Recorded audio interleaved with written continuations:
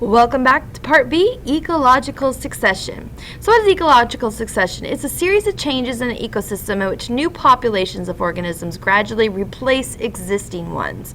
And so we're either starting from scratch, which is primary succession, begins in an area where there's no existing community. So that could be like bare rock, sand dune island formed by volcanic eruption. Hawaii is a great example of primary succession. It's life growing where life has never, ever existed before. What we usually see in here is a kind of a predicted progression of plants and animals coming in.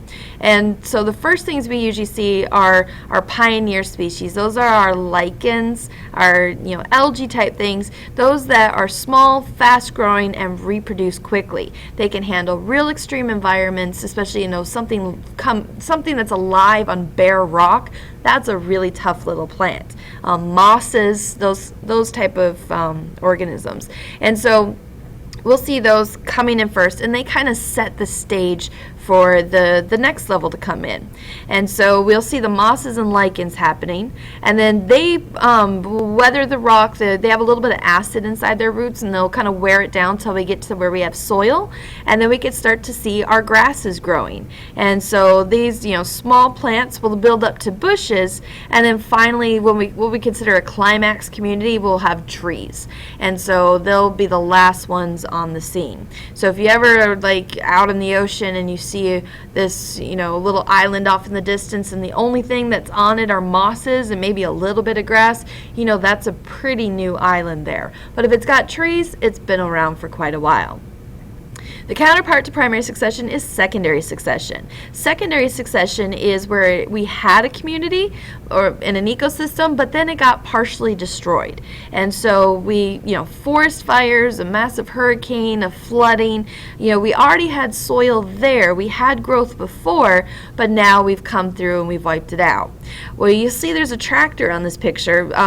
If you ever watch the series like Life After Humans, that would be a whole bunch of secondary succession, because we humans come in and really grossly change the way our landscape is. And so if we, after we're done and we just kind of walk away from it, secondary succession will start to take place.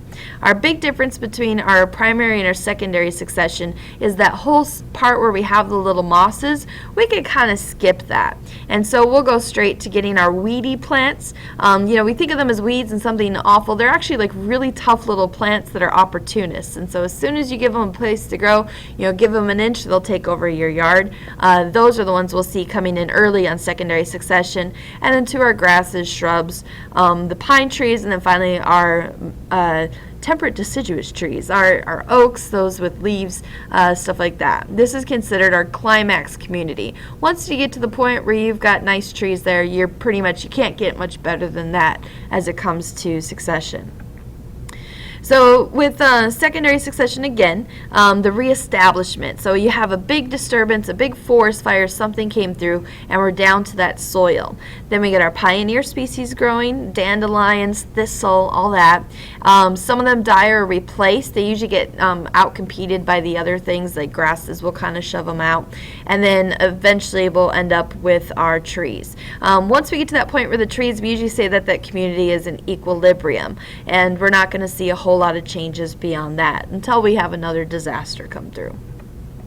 And that concludes Part B. Short and sweet, wasn't it?